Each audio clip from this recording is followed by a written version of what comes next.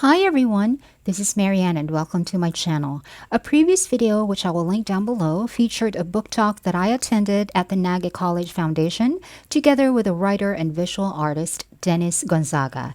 And in that video, I did not include the answers to the questions that were asked at the open forum because I wanted the focus to be on how the students think and what things are important to them when they're dealing with literary works. However, Estelito Jacob, the teacher that organized the event, thought that it would be a good idea to upload the full open forum so that students who were not at the event but who are doing their research on any given day can have an additional resource, and I agree.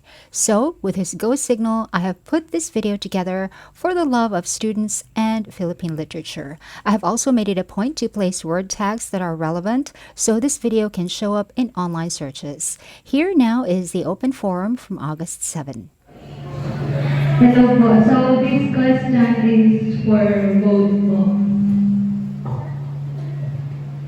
So for you po,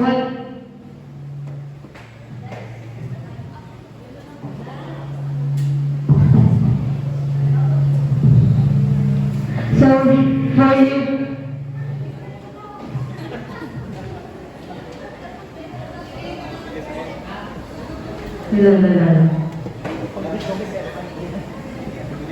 So this question po is for both of you. So for you po, what is the most rewarding part of writing your book or novel?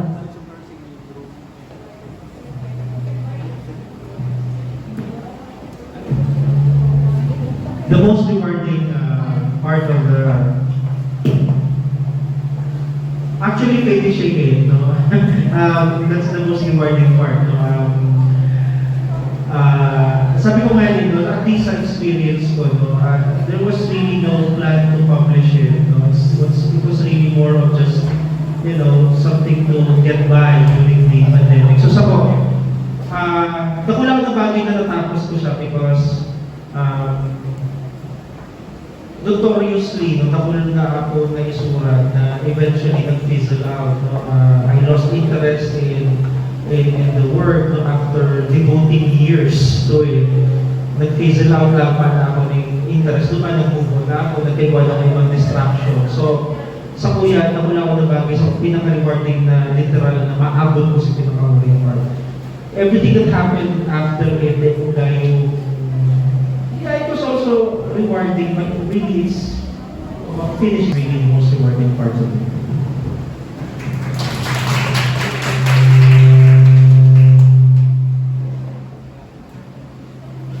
Nag-uubong pag nakatuwa ako.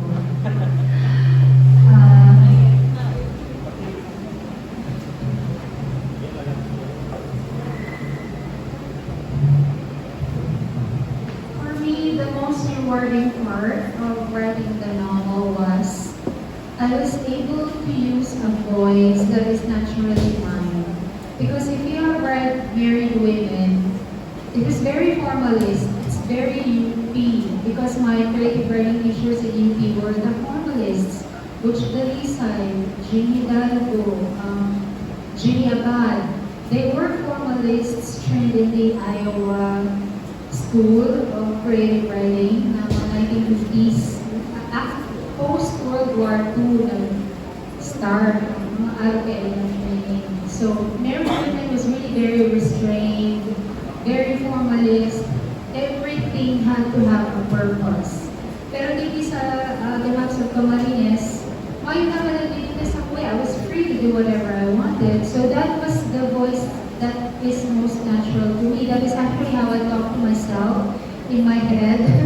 And the form, the novel as a form, or as a genre, it allowed me to sprawl. Talagang, pwede ako mag-train off, pwede ako para-describe ng mag-describe. So that was really, the Maps of Camarines is more myself, it's more me compared to the previous book, which was Married Women.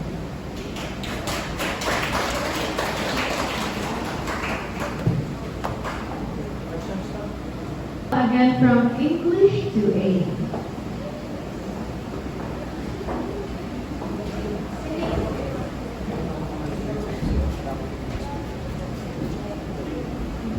morning po. My question is addressed to Miss Marianne Mo.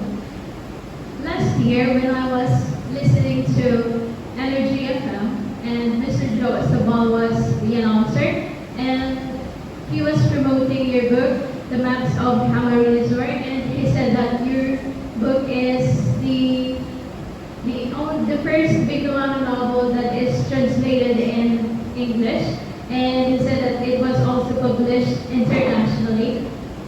And I have also read your book, the first chapter, and it was quite intriguing because Margarita forbids her husband to sleep with her. So this thought came into my mind that maybe Jacobo would cheat on her because of what Margarita did.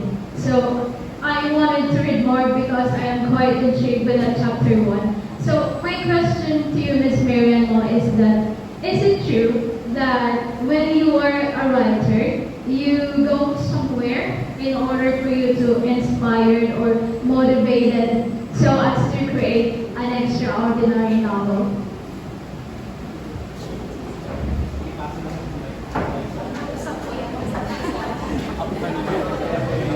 Thank you for passing the mic. Medyo habulang ito talaga sa kulit ito, mic. Thank you for your question. Thank you for mentioning that Joe Sabal segment. Although di ko kayo masyadong na-explain sa iya patuhan ng akala ni translation, but I actually only write in English. So, yung nababasa niyo sa Maps of Cameroon, it's really good. Basing on, to answer your question, ideally, writers really we have to do deep work, diba? Kailangan na talaga maglungga or to be able to devote mentally, cognitively, and emotionally a space of hours. But when it comes to deep work, there is a maximum number of hours that one human being can devote to it. We cannot devote 8 hours continuously to deep work. Sa kuya, nakakaya ko lang 4 hours maximum for the day, and then I have to stop kasi masyado ng draining. And then after that, I have to do something mindless, like maybe read something they masyadong deep, maybe read a children's book, or maybe watch YouTube videos ito mga once in a while, or reviews of what's in my bag, clean with me. Ito ba mga sa YouTube na nabili? Medyo palette cleanser yan sa kuya. Pagkatapos ko mag-deep work, I need to watch something like that, na mga relaxing, o itong mga videos of funny pets. Kailangan na talaga yan. You have to, kasi kung may pa din ka yan, medyo mababalik ka din. So, ideally, ano kaya? But when I was writing the first 50,000 words of my novel, I could not even do that. So, sabi ko, it was chaos, but it was a lot of fun. Kasi, dahil may akong sistema kay ito, dahil nga ako nakapag-plot, I cannot even do research, tapos na lang ako kailan kay ito. So, my deep work, basta sana. But that's okay, because that was just the first draft, that was the rough draft. Pero pag medyo pina-finalize mo na siya, nagsiseryoso ka na, that's when you should do deep work. Pero, realistically speaking, kung writer ka daw, ayaw mo pa sa saod. Makaprupo ka sa roman ko dyan daw, maribo ko na maraming makakasurat ka if you're angry enough. I hope I answered your question. Thank you. Yes, thank you so much, ma'am. The next question for Garcia from Block A. From Block A. Oh, right here. Yeah. Good. So I have a question po sa inyo pong tatlo. Sa inyo pong tatlo.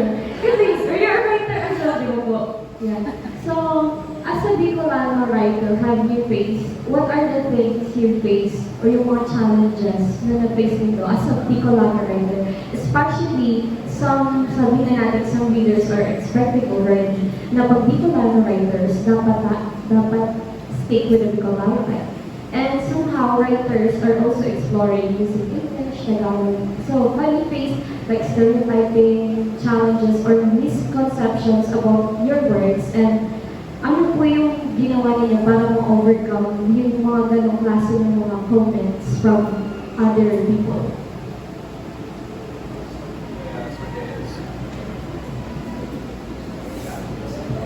Challenges, siguro at this point, the challenge is really, having people read our words. That's the idea.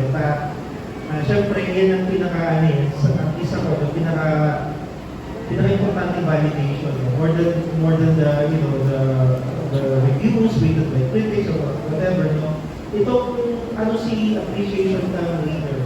Si talaga nagbabasa, whether something favorable, something pero yung idea na nabasa ka, nakaabot si boses mo naman sa gusto mo mabasa ang video, yun ang naka-challenge, so it's always a good experience kung yung randomly nag-message sa inyo, tapos sir, nabasa mo yung sa araw yan. So to me, yung pinaka-nakulangan, validation, saan mas nakulangan. Kaya yun talaga, that's really the reason why we publish it. Dahil di pa na uwi na lang, or whatever, or itago na lang for the satisfaction of writing. But the fact that we try to have it printed and published because we also want people to read. Importante pagbasa din diba? Nahulog kita ng mga parasulat na mabikulano, pero the tragedy is they can be recycled. And the way to really know them is to read them. Ayos lang kasi, ako kasi when I started writing, late bloomer ako sa writing. I started writing in only 1999 because when I was in high school and when I was in college, more on nasa visual arts ako, more on painting, portrait, and when I was a teacher, during my first 2 years of teaching, what I handled is not actually a lit group, it's the visual art group. So I organized itong mga visual artists sa school. But there was this contest sponsored by Naga City government, mga tula para Pina. And I joined that contest in 1999. Sabi ko, ako lang preview niyan. Ano yan, parang 5,000, 3,000, tapos may consolation prize na 1,000. I was only aiming for the consolation prize na 1,000. But then, ang isip ko ito, pag masunod ka ng poetry, ay, search lang yan. So, mabasa ka. It's tula, parang kikina. Hindi mabasa lang ako tungkol kikina, and then, mag-iba ko ng tula. So, nanggana ako ng second place that time, but I was amazed to see the other winners. The first placer was Frank Piñones. I was the second placer, tapos the third place si Angela Gonzalez. Angela Gonzalez. So sabi ko, napili okay Angela Gonzalez. Sabi ko, oh my God, mga matitibay yung mga writers. Kasi si Angela Gonzalez, binabasa ko yan sa home life. First place winner yan in a national competition. Actually, itong mga published poems sa Home Life magazine, annually, pinipili nila sa mga best poems. And Angela won the grand prize in a particular year. Tapos si Frank, it's already a pillar of Bicolin. So, pamanakong panama talaga naman kay Frank Piñones. But then, parang it told me na, uy, may talent pala ako sa writing. Why not cultivate meaning talent na in writing?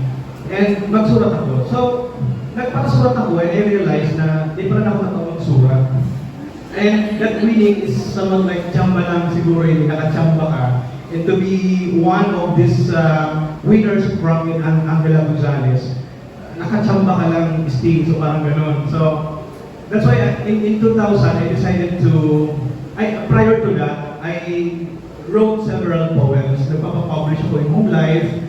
Sunday Times Magazine, Liwayway. So I write in 3 languages. I wrote poetry in English para ma-publish ka sa like Sunday Times. Nakabihis ito, was the editor that time. And I published one English poem sa National Philippine Graphic. Pero that time, sabi nila, he was the editor of Philippine Graphic that time. Because I think I was told na that time yung na-publish yung tula ko yung Philippine Graphic that was still walking down. I don't know, sabi ko, oh my God, so ibig sabihin, if my poems pass the standards of these editors, so ibig sabihin yan, tataon din talaga ako magsurat. But to further hone my talent in writing, I decided to join the UP National Writers Workshop. Kasi naman, mapipil mo talaga kung mura kung makakulang sa iyong kaaraman in writing. Kasi ang mga critical work mo naman, mga national artists, Benito Lombera, Virgilio Almario, sino pa ba mga nandun? Goods Dalisay, ito mga pig-mention ni Miss Mary Ann na mga pillars of Philippine literature, sila ang mga critical work nito. So I submitted 10 poems in Bicol, translated in English. So there's a need for a Bicolano panelist. So si Dr. Carlos Orios of UP, siya itong kumbaga ma-facilitate in discussing our works. Kasi translation lang. And we all know that in translation, there are so many things na mawawala sa translation. Some of the ideas or even words cannot be really translated. So that's a big challenge in translating your word from Bicol to English. So ano yung pinaka-challenge ko? Yung challenge talaga to learn the craft. No? Na writing is not really easy. Hindi yung upo ka magsusulat ka tapos tulad na yan. And maybe, nakakatsamba ka talaga ng mga magayong na words. Like yung pinag-wrote, for example, when I wrote it took me mga less than 20 minutes to write pinag-wrote. But for all my words, siya itong kalakulo ng bigdumanan. Like, ito siya ni parang radio aralan na video produced by Camarines Norte Division. Gagamit siyang material for demo teaching sa senior high school, mga regional conferences. Tapos yung kaparang ko sa Facebook, at ginibuman ito ng animated film ng animation students of Ateneo de Naga, and nagkala ito sa Sarong Film Festival. Nakulong siyang piglumanan. But, you know, may mga times na akala ko pag nag-devote ako na time duman sa Sarong Dula, yun ang best work ko. I'll give you one example. Katong nagsusurat ako, nag-thesis writing ako sa UNC, the late June Pesimo asked me to submit an entry for Gawan ni Malandas. Surat mo niya di na, magsurat ka, karaw-kasawan mo lang, tapos masabit kita duman. So nagkaraw-kasawa ko, hindi ko lang. And it won honorable mention sa Gawan ni Malandas. Sabi ko, next year June, pag lalapigutan na. So 1 year in the making, tapos nag-aon, hindi siya nagana. So ibig sabihin, ang nanonotice ko lang talaga, when you write, and what you write comes from your heart. Tapos, di mo iisip mo itong mga ibang technicalities in writing, mas napipil kang reader. So yan, siguro sa mga challenges talaga itong how to meet itong expectation ng readers. Kaya tama si Sir Dennis, importante sa muya ang reader, importante itong binabasa because masurat kami parang isay, tapos kung di siya binabasa, useless sa mga simura. So far yan ang challenge, pinaka-challenge ko siguro, itong kung paano mo masusurat, kung ano ang hinahanap nila. Because, pwede naman ako magsurat. In fact, there was a time, I challenged myself na to write 1 poem a day for 100 days. Iko ako ng isang libro, I selected 40 plus poems out of that 100. Sinalay ko talaga sa libro to write 1 poem a day for 100 days. And imagine that. So, for 100 days, I have written 100 poems. And kaya ko siya i-post sa Facebook from 12:01 aga, bago mag 11:59 bangi. Mayong excuse. Dahil pwedeng madubla ako nito lang na following day, hindi ako nakapost na sumpa. So, nakatapos ako, nakagraduate ako naman. Kung si Miss Mary Ann Moll, NaNoWriMo mo, dapat i-check nyo yan, you have to write a novel in 30 days. May yung excuse dapat daily ba? Sulat ka, di ba? Masurat ka daily, in 30 days dapat maman ang novela mo. So iba pa kung gustadong writer sa limang written at NaNoWriMo man siya. Di ko araw kung ano nangyari sa manuscript niya. Pero yan, ang mga challenges na ang pagsurat in any language, English, Bicol, Filipino, kadakon talaga siya dapat i-consider. Okay, I'll give now the microphone to Miss Mary at ako akong first speaker niya. Teacher tayo na holiday. Thank you. Ang naisip kong challenge sa kuya before is siguro ilang binibigang sistema na sa Philippine literature, pero hindi ko hinahanapan yung region o province. Eh, yaman ako sa UP ka ito. I wanted to write fiction, and English pa talaga ang lingwahe ko, ang vocabulary ko sa writing, pagkabot sa Bicol, pag grade 2 lang talaga. I'm not really proud of it na mayroon ako magsulat sa Bicol. Baka pwede ko man pasulat ang mga magulang ko for that amayin sila. Pero that's the reason why I write in English. And yawan ako sa UP pa to, I wanted to write fiction. Pero ganun nagiging sentro ng ang creative work ko, ang pagiging Bicolana ko. Kaipuhan ba?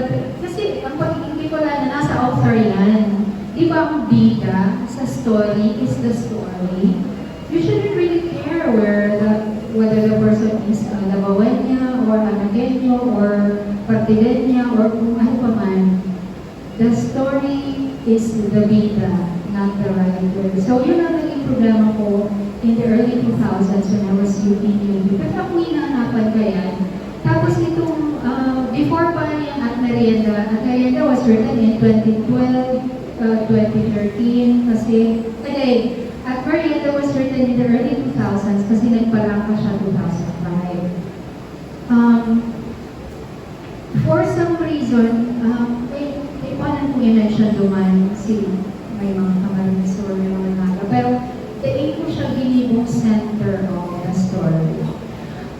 So yun pinakainit na challenge na naging ko. Ano daw yung hinahanapan yung province? I'm writing in English na para di ako mag-e.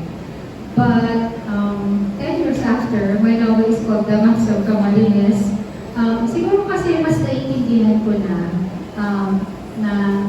the writer is not really separate from her work. Pwede ba mag-try to write something that is not rooted in place? If you're a good enough writer, you can write anything. You can even set it in outer space. And no sense of real life whatsoever, no realism whatsoever. Kaya mo yan kang writer. Pero I'm not writing in that genre. I'm really writing in Gothic, historical, and magical realism. So, kaipuhanan may sense of place, at kaipuhanan bistado mo maray ang place, bistado mo ang ugali ng mga tao, ng mga pinigay mong characters. So, it was easy for me to write The Max of Camarines kasi pamilya ko ito. Although they Manila na may pa man susuggest sa kuya, siguro dahil they Manila na isang sila to. I was able to master that. That was one of the challenges. And itong stereotype lang, gusto kong i-mention na pag Bicolana ka, and you're writing in English, ini-expect nila na ang mga sinusurat mo, mapapublish sa Bicolan, or kung nasa na naman, ang distribution niya sa Bicol schools, parang lang masyadong insular, makaluma siyang mindset. Na gusto kong break away kasi I'm writing in English. Tapos, ang mga international publishers ko niyan, they're open to publishing translations. Like, sabi ko kay Dennis before, itong Santero niya, he wrote it in Bicol. Pero kung may pa-translate niya ito into English, there are no more doors closed na i-publish niya internationally because yan na ang changing face of publishing now. They nakita nakakulong sa region tab, because yauna naman itong pagiging Bicolana na I question that, by the way. Dahil dapat maging center ang author. So, mapapagulayan na lang ang author, pero ako siyang bida. Ang bida dapat itong istorya, itong characters, itong setting. So, yan na ang nahiling kong challenge and stereotype that I think we have to do it.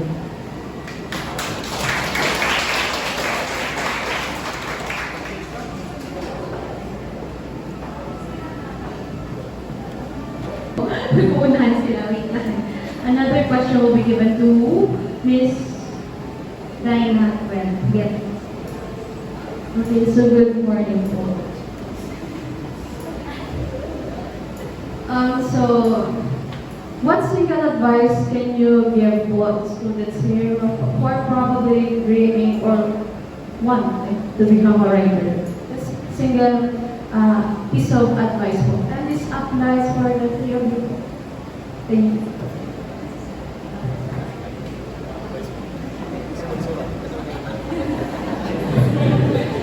There is one piece of advice you have to read.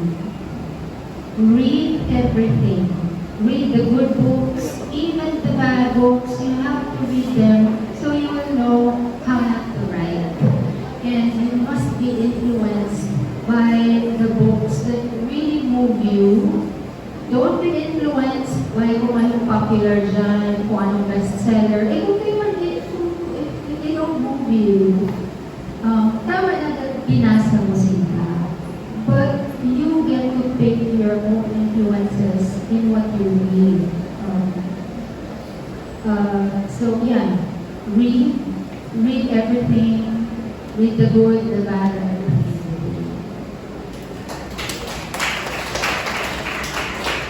Yeah, actually, that's no, I agree. No, that's really the best advice. No, basa. Read, no. So yeah, they're going to that. No, I think that's the best advice we need. Kasi what they said sums what I want to say. This is not the first time we're asked about that piece of advice. Even in a national conference, and even if you ask these established writers or pillars of Philippine League, they will always give that advice. Na if you want to become a good writer, you read. Na sabi nga ni Ma'am Dudes, if you don't read, you die. Di ba? Hindi ka mabasa. Katapusan na yan. Katapusan ko na yan. So, ang writing kaya na ano yan eh, namamatid yan if you are now ready to write. And itong pagiging ready, tama yan itong out of the many influences na nakuha mo duman sa binabasa mo.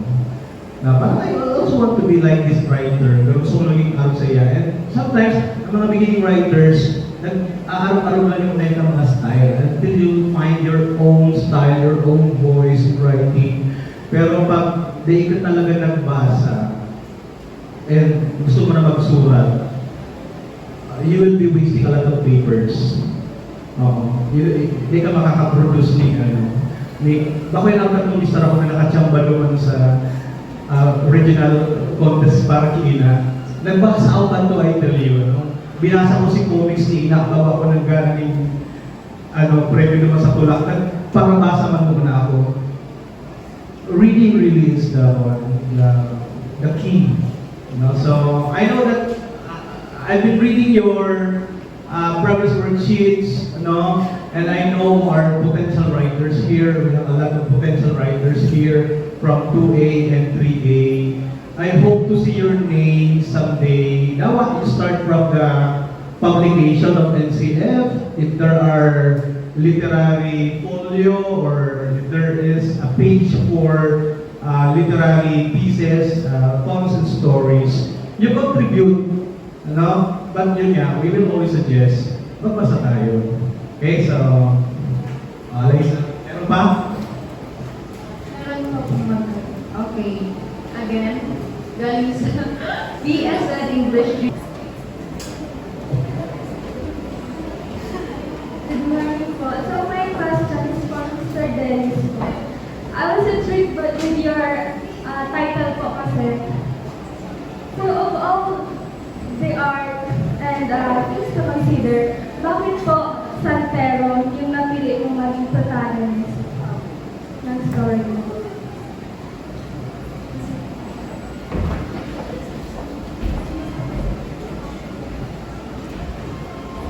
Okay, thank you for that question. Ano nabilog ang character kang Santero, no? Ang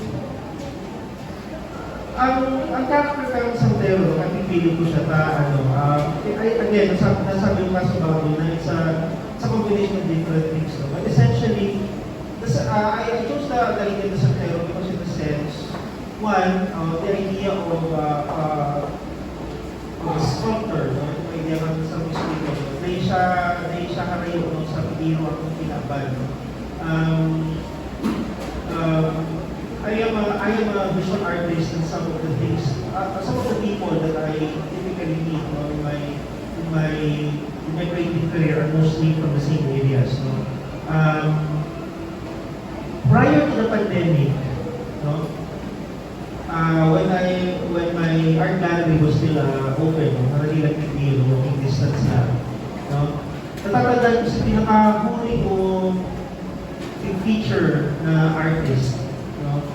Was actually a Santero from Horizonte, no? Si Paolo Ferrero, no? So he was the one. So, kumbaga, in a sense, it was quite fitting. No? Itong time na we were forced to close the gallery, siya si pinakauli, siya si pinakahuling memory ng art gallery na still open, no? And it was a very successful exhibit, no? So, ganito, tapos biglang naputol siya ng pandemic. So, in a sense, fresh pa itong classic experience. So, it was natural na in-create na character si nearness ko duman sa taong ito during the time. No, si again experience was my mischievous way. Duman nagilog. No, kaya Santero, no? And he was also a writer, advocate. So kumbaga, niya ako duman, no? Of course, nadagdagan siya sa pagbiro ko ng character. Again, I had to draw from different sources. Pero siya si pinaka-anak ko tatlo. Kaya Santero ang pinili ko. No? Tapos, it also presented me the opportunity to also talk about religion and spirituality in a time of where religion and spirituality, or the very idea of religion and spirituality, will be challenged, you know, because there's the, nakakapag-predict sa pinakakuyan, di ba? Yung madaos tayo, we've been doing things for so long, and yet, are we going to survive? No? Is prayer going to be enough to help us survive through this predicament, no? So, kumbaga, ito si pinaka-idea ng character para duman. No? Itong Santo Entero, no, mahilig ako sa mga sa mga narinig ako sa pinong magkasulat ako, I love the idea of alliterations and repetitions. No? Ano kaya, no? Kaya ang Santero, ang Santo Entero, just rolls off your tongue. It's a sort of a tongue twister, but there's also something smooth in how you say it, di ba? Santero ang Santo Entero. And Santo Entero is in this novel is a fictional place where it happens. No? It's an island barangay na ang pangalan ng Santo Entero. And of course, the Santo Entero refers to what? The intern Christ, di ba? Si Amang Inulit. So again, I'm playing with the idea of death, di ba? Of death that is temporary, of death as an idea more than a reality. No? So yung idea yung duman. So kumbaga, yan si explanation ko at napili ko ng idea ng Santero as the primary character.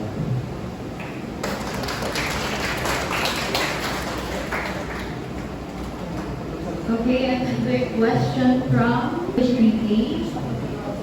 Yes po, Mr. Bogaya.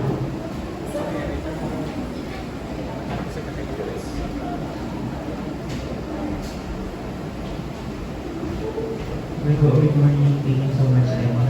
So, kanina po, Sir Dennis, na correct me po if I'm wrong, kanina sabi niyo po, the artistry is tempered or this one time. So, there are, kumbaga, in writing, artists or writers, sometimes meron silang limitations when it comes to writing because of, di ba, yung mga cultural na aspects of it na kailangan mong i-consider because of, kumbaga meron mga ganun. On the other end of the spectrum naman, meron namang mga writers na are very few when it comes to their wording. Kumbaga they're limited enough to say the things that they wanted to say in their writings. So may this brings me to this question po, kasi hindi ko alam kung mangyari, and I'm very curious. So kayo po, being a writer or simply just being an artist, in general, what are your thoughts in literary censorship?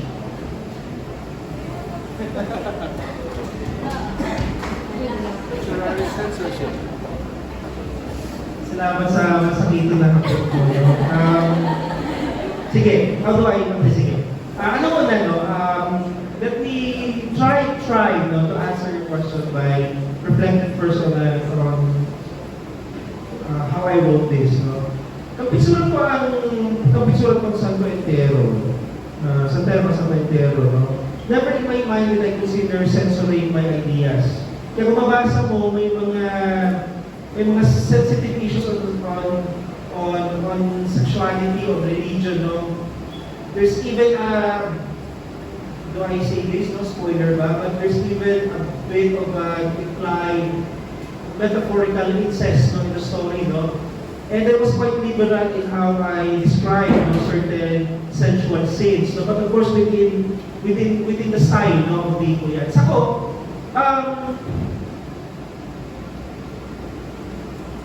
depende ka sa intent mo, no?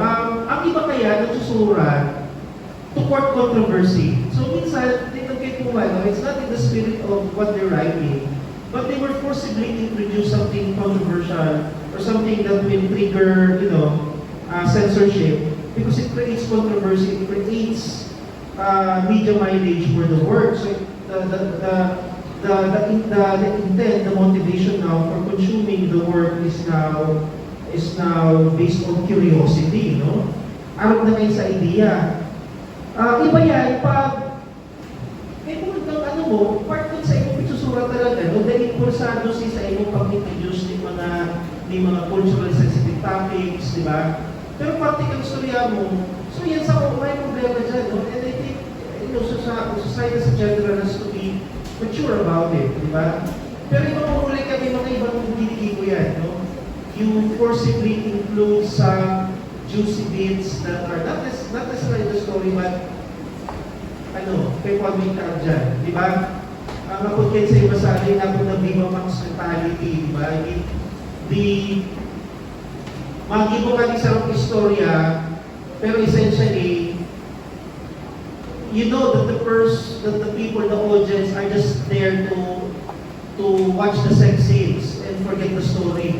Kinakagawin mo sa story para may semblance ni kunyari man ikaw ang ginibo, di ba? But it's just to sort of separate it from pornography for the sake of it, but really there's nothing there, no? Pero araw mo na because it's controversial at all, people will watch it. Di ba? Ako sa pamayan, tanda ito na nangyari naman sa itong Paragis issue, di ba? Ako kaya, nagdiling yung istorya, nagpatato sa amo, di ba? So sa ko, if you ask me, I don't necessarily believe in literary censorship, no? Because if we're mature enough, no, iba mo kitang rating systems, no? You can put na sa giligi mo ba yan? I mean, it's really a matter of regulation probably, no? But censorship kasi that's a very strong thing. It typically kills, no, how we also evolve our sensibilities as readers. Di ba?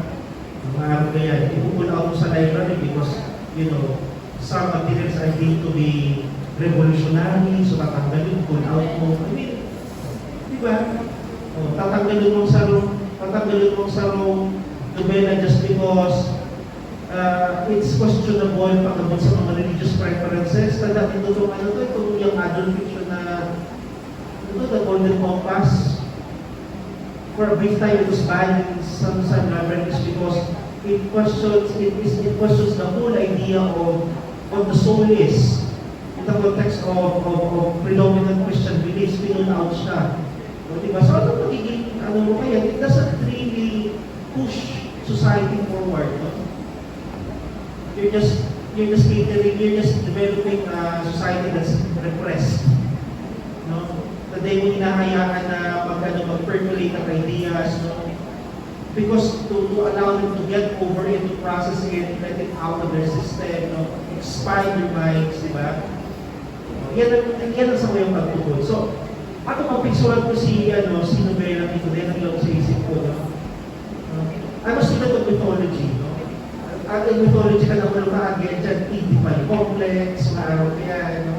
These are ideas that have been in existence then and now. But again, these are ideas. Ideas are meant to be shared and discussed. But if you kill the platform upon which these ideas can be shared and discussed in the process, may learning, no? may evolution as a society.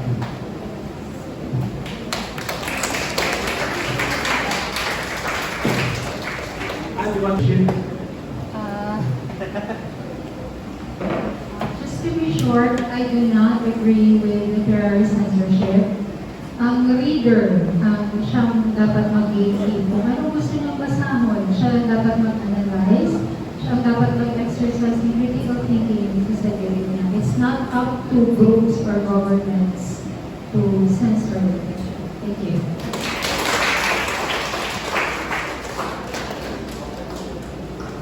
And what role was the period as shown from the as an English period?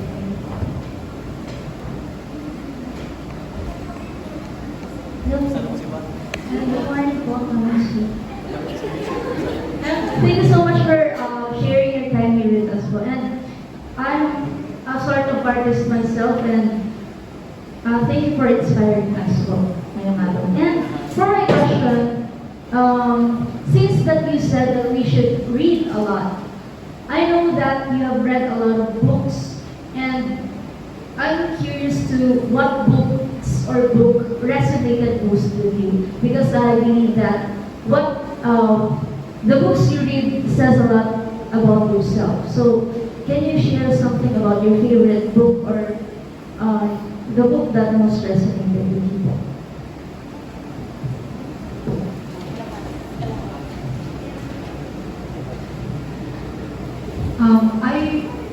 I know one specific book that had deeply influenced me. It's 100 Years of Solitude by Gabriel Garcia Marquez. It's originally written in Spanish, pero syempre di ba ako nagbasa ng Spanish, I read the English translation. Nagigilip naman ko kasi moment na binasa ko siya kasi nasa UP na ako kay ito, and when I got to UP, ang mga nabasa ko na before I got to UP, it was so random. Kung ano lang mga napaipan ko, kung ano mahanap ko sa book sale, kung ano mabakal ko kung sa Indian. It was not guided. Pero si Hebe Abad, the National Artist for Literature, he mentioned Gabriel Garcia Marquez in 100 Years of Solitude, and then binakal ko siya sa National Bookstore. I started reading it in Friday night. Kaya ko siya mapundong basahon. I could not sleep. I always stopped to get food and then go to the bathroom. Pero I read it in one entire weekend. Medyo makapal siya, dasok-dasok ko na maray. And after I read that novel, I never looked at things the same way again. And yan ang mga naging influence, yan ang libro na naka-influence kami Maps of Camarines. Kasi when I was writing Married Women, the whole restrictions, those stories were requirements for creative writing classes in UP, and I had to abide by the standards of my professors. Na naiintindihan ko, they wanted to see if we can write according to the standard, because that's the mark of being a professional, if you can configure your writing to suit the standards of others. So naiintindihan ko ito, kaya kaya akong freedom to write what I want in the length that not really what I want, pero pwede na, in the voice that I want. Nagbalik ako duman sa 100 Years of Solitude. Duman ko naiintindihan kung paano ang mga post-colonial countries are steeped in magical realism because they experience former colony with all of the violence, decades of violence, di mo siya maikwento using realism alone. Kasi there's something so strange. You have to invoke ghosts. Sometimes you have to let your ghosts tell your story for you. Sometimes you have to let strange events parse the story for you. You cannot tell it directly, straight into the face. You cannot, because the experience of both coloniality and subsequent post-coloniality is very violent. Doon ko naintindihan why magical realism is very important. That's why I was able to use it in the Maps of Governance. So, ang mga binabasa ko, may magical realism, Gothic, kasi ikaw makikita ng tropical Gothic. So those are the books that influence me in my writing. But I read all, including nonfiction. I read all. I read everything. Pag marami ako kayo sa social media, tapos may mga writers, so sino ba nasa? Maporos, I'm reading this. Ililistan ko yan, babasahan ko man yan. I read everything talaga. But really, it's Gothic and magic realism na naka-influence ako.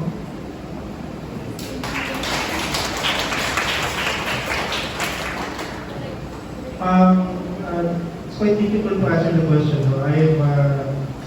I read so much, not only books but also other forms of other literary forms. No? Pero probably two that I can name na talagang nag-influence ako. No? Itong duman sa itong two particular works that influence me, particularly in how they introduce the idea of pushing boundaries. So, minsan kaya sa pagsulat, maski sa anong artistic form, whether it's visual arts, music, or whatever, minsan, nare-restrict sa tuyang imagination sa kung ano ang capacity ng art form at permit kitang nag-isip within the space of genres. So, masulat ako, tayo minsan nakikritikol kita sa anong genre daw ako masulat. No? So, pag dyan ka naglang tulos, na, no? Minsan, hindi ba pisulat kung hindi yung laro ba sa genre, hindi, whatever. So, yan ang nagiging problem. No? So, duwa sa mga works na nagpataksa ko, in the sense also partly influenced me, although probably not for sa terror, no? Pero, as a creative, duwa. Itong Watchmen ni Alan Moore, no? Sa kanila sa comic book. No? It became a very important landmark, no? Sa history ng comic book writing, because prior to Watchmen, no, people look at comic books simply as, it's an inferior form. No? Sa politika kang literatura, ang comic book, inferior yan. It's, you don't put it on the level of, of the classics, whatever, mine yan. Pero pag ni Alan Moore, no, English writer, that's Dave Gibbons, sa British, yan. Suddenly, ang Watchmen, it was a confusing read because you now have comic books discussing about ideas about the Cold War, no, American neoliberalism, neo-colonial issues, the growing anxiety because of the Cold War tensions, no? While the characters are still very much conforming to the standards of the superhero archetype, no? Pero sa kung kayo natuman, because may layers siya, no? It taught me the idea of reading in layers. Na pwede mo siyang gilingon from the perspective of one who is critiquing the comic book as a platform, but you can also use it in the sense to look at political writing, no? So ito sa confusing siya, ito siyang nagluwas, people did not know what to do with it. Because it was unlike anything that Marvel put out. It was weird, no? It was weird. Dahil siya takot mag-explore. Nasunuan ko Watchmen because it answered one of the fundamental questions of comic book critics. Why is it that superheroes love to wear tight-fitting costumes that expose their muscles, their crotch, whatever? Duman, explain kang writer through dialogue and na, sabi ng naman na, the psychology of the superhero is that, pag superhero ka, at some point you recognize that you are above morality, no? You are above morality. What laws on the planet can hold Superman down? I mean, if you look at it from that perspective, diba? So, ang ano din na naman, you begin to realize that once you're above human laws and human morality, then anything goes. The superheroes are simply narcissists, flaunting their sexuality, openly engaging in it. They are sexually perverted creatures. And you can indulge in those perversions because you're a superhero. No one's going to stop you, not the laws of this earth. So I open up my mind. Suddenly, the superhero is fascist. The superhero is sexually perverted. The superhero is above morality. So nakulong kay Kwani unpack. Sabi ko, wow, this is good, no? So hanggang ngayon, sunod ko siyang maray. Tapos, at sa itong Frank Herbert's Dune Saga, at least the first 6 books, si Ma, dito magbasa ko binaratas na ng aking niya, no? The others. Pero yung first 6 books, Dune, I'm sure you've seen the film, no? Na sabi ko boring, no? So noon ko sabi ko, it was also a work that opened, pushed the boundaries of what science fiction is, no? Prior to Dune, ang concept of science fiction, mostly dealt with technical gobbledygook, no? Pag binasa mo ang works nila Asimov, Philip K. Dick, although yung social dimension, it's really much more focused on technology na sometimes alienating ang idea ng science fiction. Pagkabot ni Frank Herbert, it's still science fiction, but he focused less on the technology.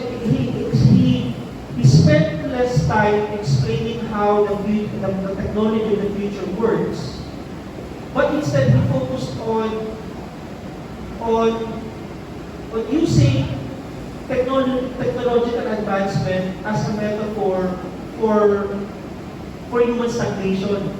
No, kaya sa nasunod ko naman sa idea ng Doom, is i-point out nitong irony na in the future, humanity has expanded, no? Na bago na lang kita naka-star sa planet Earth, but we're essentially scattered across the universe, living in different planets, but we're still fixated on old politics. Tapos ang kinaban ng Doom, ang pinaka-importante commodity, itong spice. Ang spice, siya tong substance na napupuan naman sa mga waste ng mga sandworms. Tapos, importante siyang material na ginagamit dahil it slows down aging. Also, it's a geriatric drug. It is an important commodity for space travel. So, kumbaga, the whole of human industry naka-anchor sa spice. So, maski pa nag-expand ng tao across the universe, no? Centralized to mangyari in human society because they still like to go to the planet because in this novel, ang spice, nagitibo lang siya sa sarong planet. It is not replicable anywhere. So sa ko, metaphor to ng continuing addiction ta sa oil. Oil is the one commodity that influences war. He who has the oil controls global politics. So sa ko, wow, this is science fiction but it pushes boundaries, no? Kaya pag-abot nito, nagyan akong less self-conscious pag-abot sa pagkiling sa mga bagay within the space of genres. I mean, you can cross genres. Kaya araw kaya, pwede mong kawatan, yung fact na yun, mas exciting pag makalilig ka ng mga bagong creatives who are continuously opening these new spaces. At sa 20 imagination, dahil nakalimita sa concept of genre na, ang word ko is formalist, ang word ko is postmodernist. No? They even pa-simplay doon sa actual na kung ano si teacher ng material. So, sa ko, ano siguro kayo, kaya ang ano ko naman, sa advice ko sa mga pursuing art, dahil kung nagtagini mo ng art doon from the point of view of sa genre man ako sa Uyang Libo. Kung musician ka, ano ba ako? Pop, rock, progressive rock, yung material, just create. let society do the burden of labeling you. That's not really your concern as a creative. Yeah. Anyone po who wanted to ask?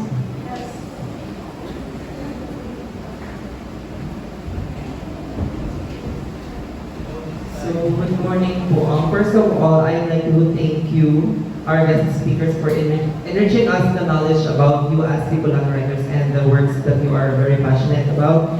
And I have a question, but before that, I consider myself as a multi-passionate individual, and sometimes there are days that I feel desolated and demotivated with the things that are happening around me. So my question for the both of you is, what are the driving forces that pushes you to continue to have the enthusiasm for writing?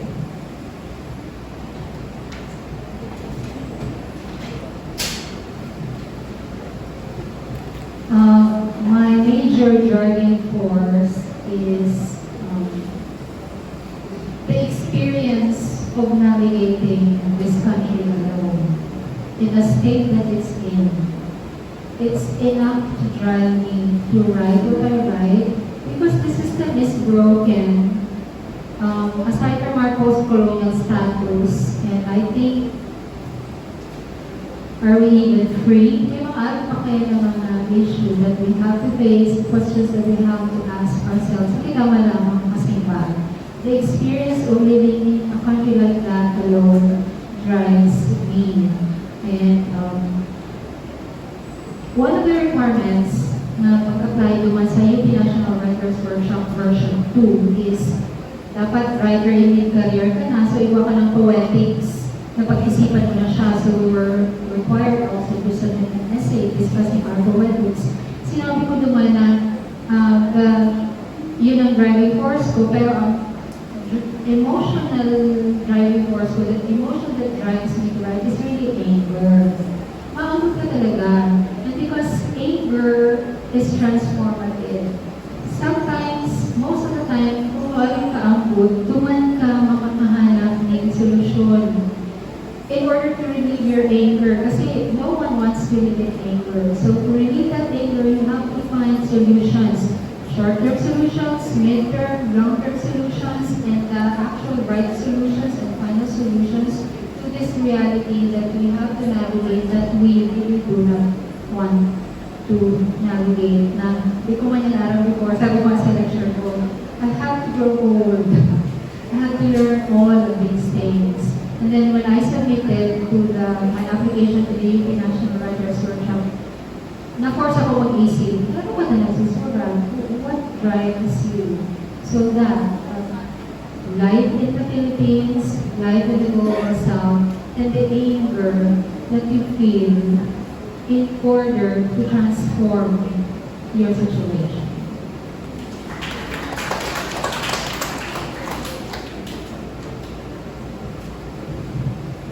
Sige, sa so gamitin ko itong template ni SX, pag-explain ko kung paano naman sa ko yung creative process, no?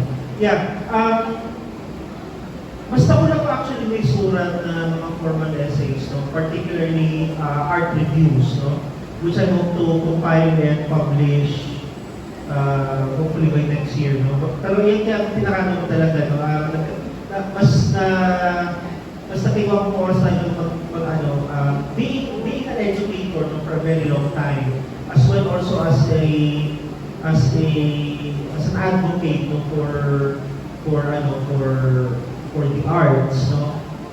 Energy and focus ko talaga naman sa pagsusulat ng mga art reviews. Yan si sa ko yung motivation, no.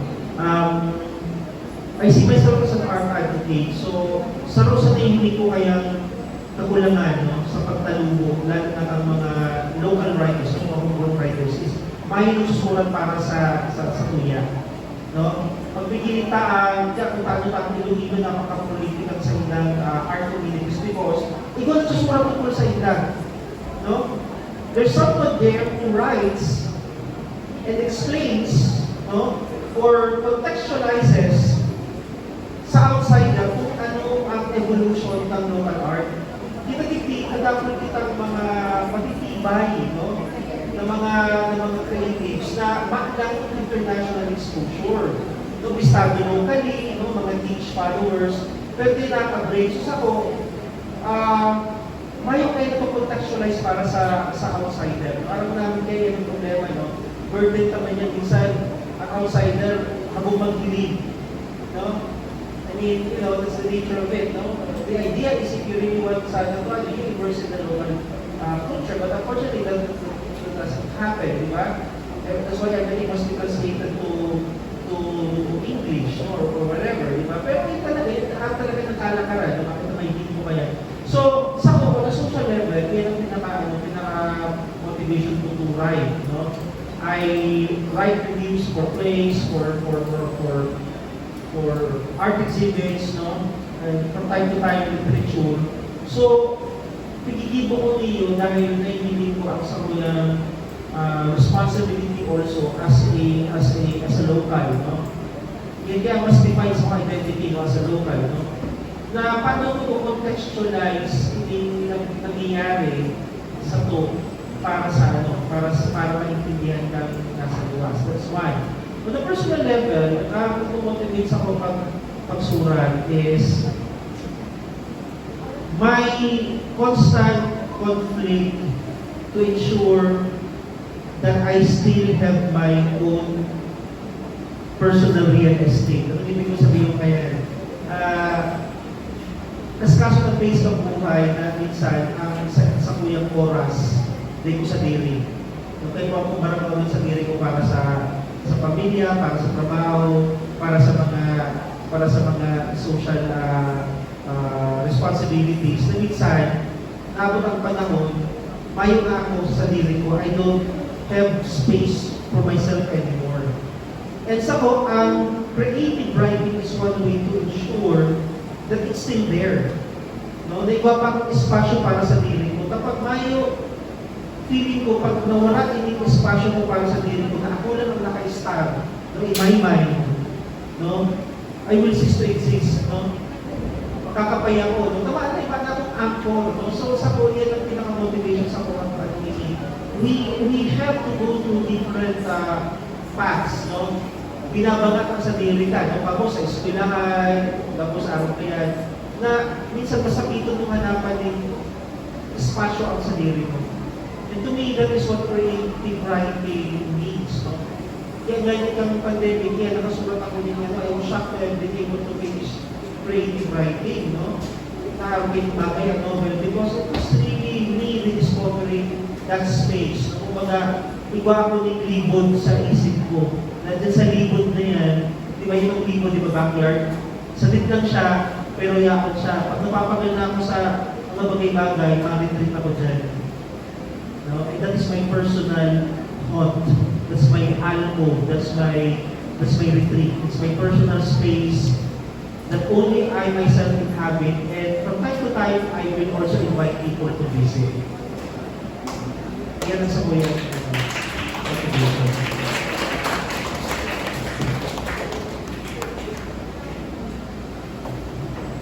Everyone po, once again, Ms. Salvador.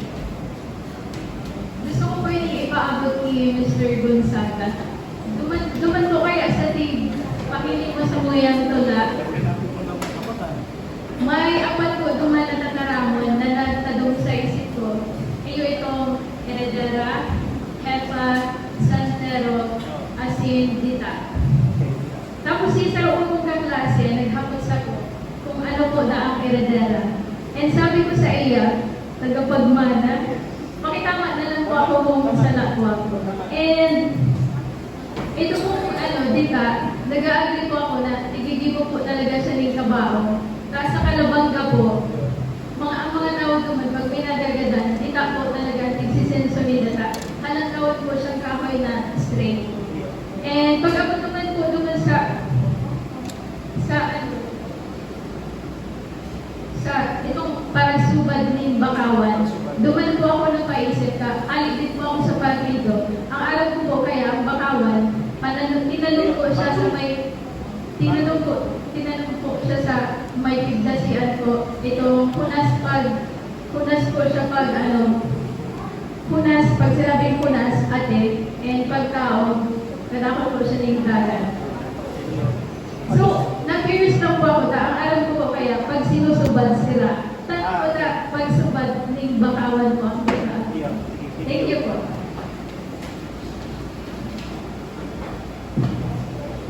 Sige, Iyo. Tungkol ko itong sinabi mo, itong pagkain ko kang word na heredera, it's my choice, Pwede ko magkagsabihin na ang mana. Pero itong idea na itong it's the aesthetics of it. Pag heredera kaya, ginagamit itong Spanish because it sounds more kung maganda, mas mayaman si lola mo.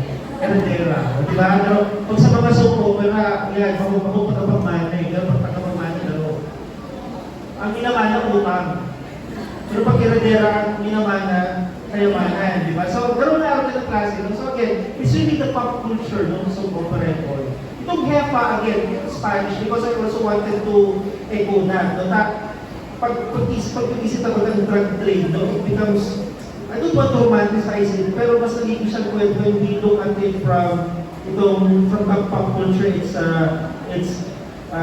Colombia, it's Latin America, di ba, maaaral kaya Pablo Escobar. So again, it's the pop culture element in it. So, yeah, pop culture, may lang mo, in the sense that pili man mo, undergo man siya ng choices, Dapat itong bakawan. Ang pinsabi ng bakawan sa partido, bakawan refers to mangrove. Ang mangrove ito ay kahoy na nabubuhay sa brackish water, di ba? Kabangang alam, kabangang takbang, di ba? That's a mangrove,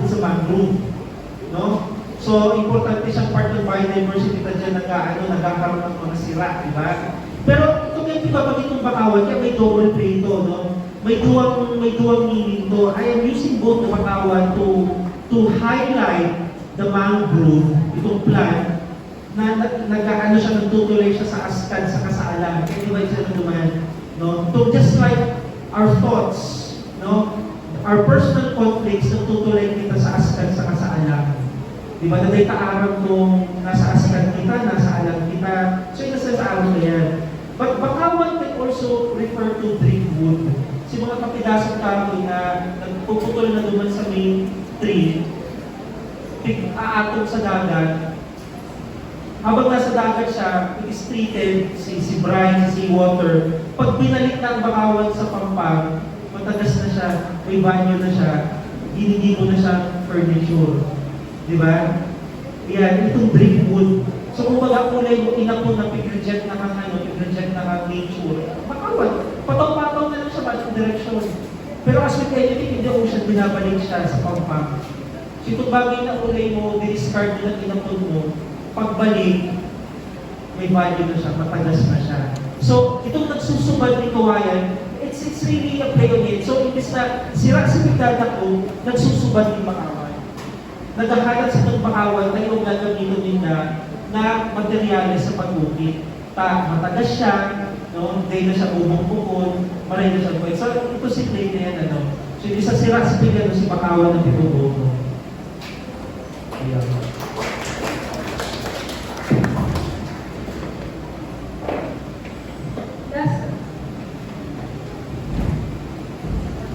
Good morning, ma'am. Good morning, sir. My question is, what is the biggest challenge you face in trying to accurately portray the emotions and experiences of your character or story in the way that resonates with readers?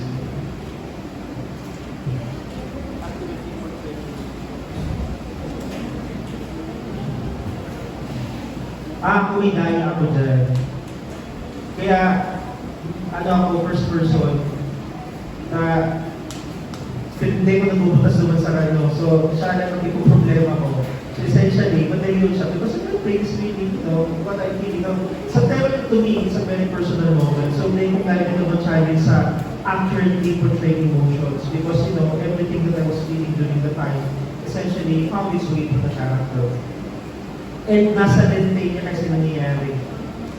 So, that was essentially sort of the tool that I use in order to, may napagaya na gano'n naman sa character because really the focus is the sandero. So, kung sinamatin ko, ang pangalan mo, kaya nag-i-discuss kasi bago mag-pick na istorya ko sa creative process ko, I wrote it at such a very fast pace. Because si emotions ko during the time, during the pandemic, talagang very the voices in my head were quite loud, no? So gusto kong sakayan ito, gusto kong kwento itong marami, kasi gusto ko yung process. So in terms of the accuracy portrayed emotion, I think I was accurate in that way as possible because essentially it was just an echo of my own feelings. So at least ako, yan sa kong method.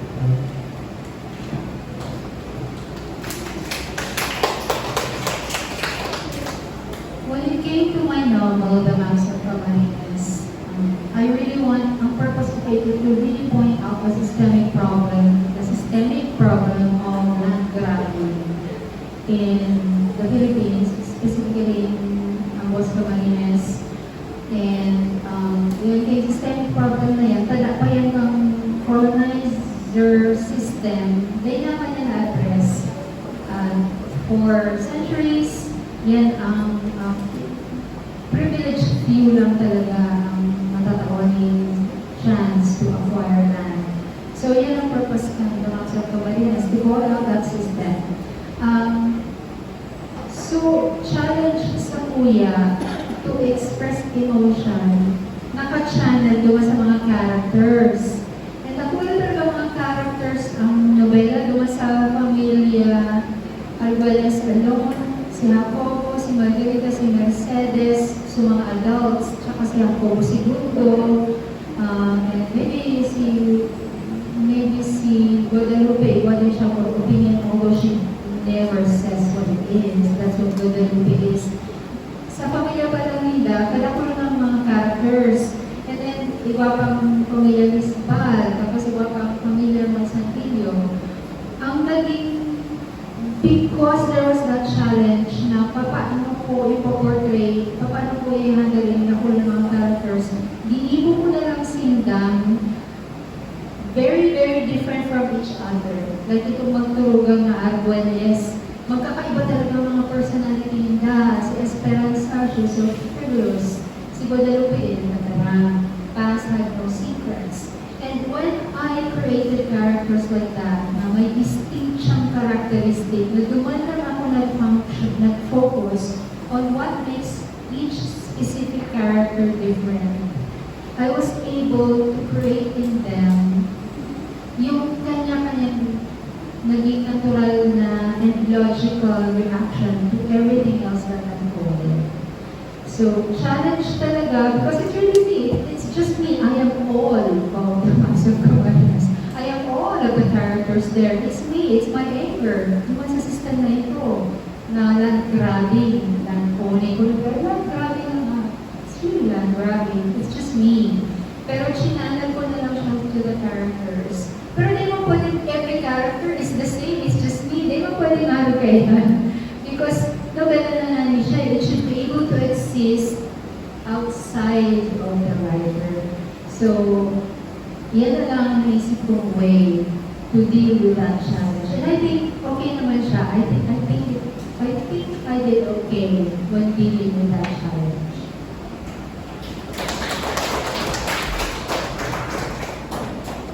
One last question po.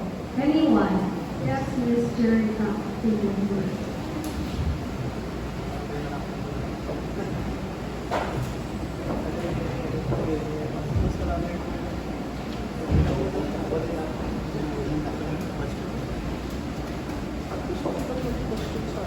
Good morning po. This question po is for Ms. Marian. So before anything po, I haven't finished reading the novel, but I would like to ask po, the title suggests a significant role for maps in your story. Could you elaborate po on their significance and how they carry the narrative?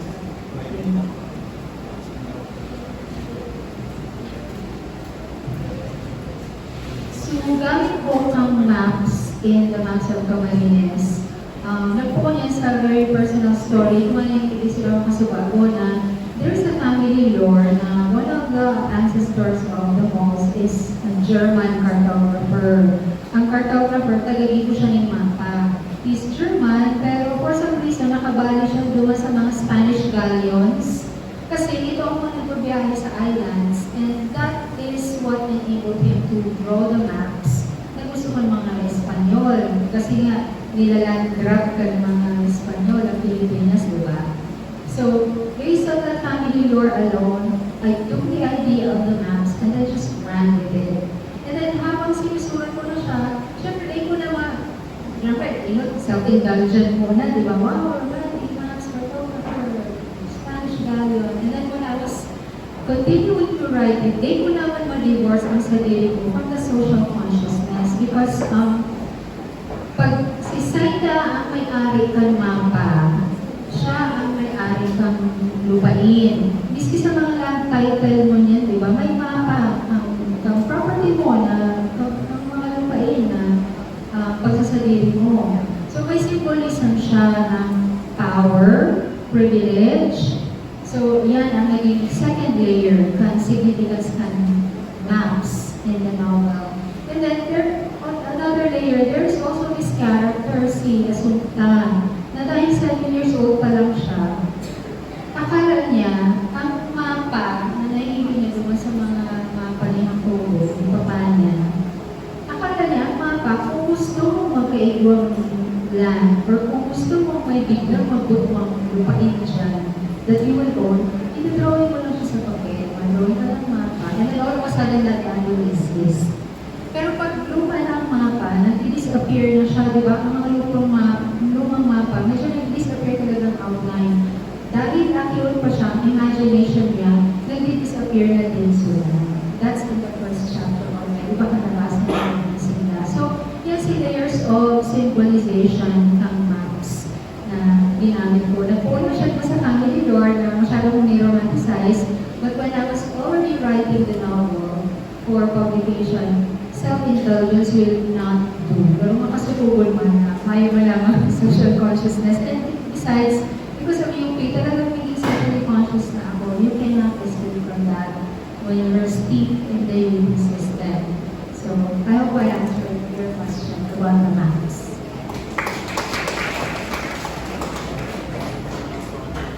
And that's it. I hope you all enjoyed watching and that you were able to get some useful insights and information from this video. Thank you once again to the Naga College Foundation and to Estelito Jacob for coming up with this book talk.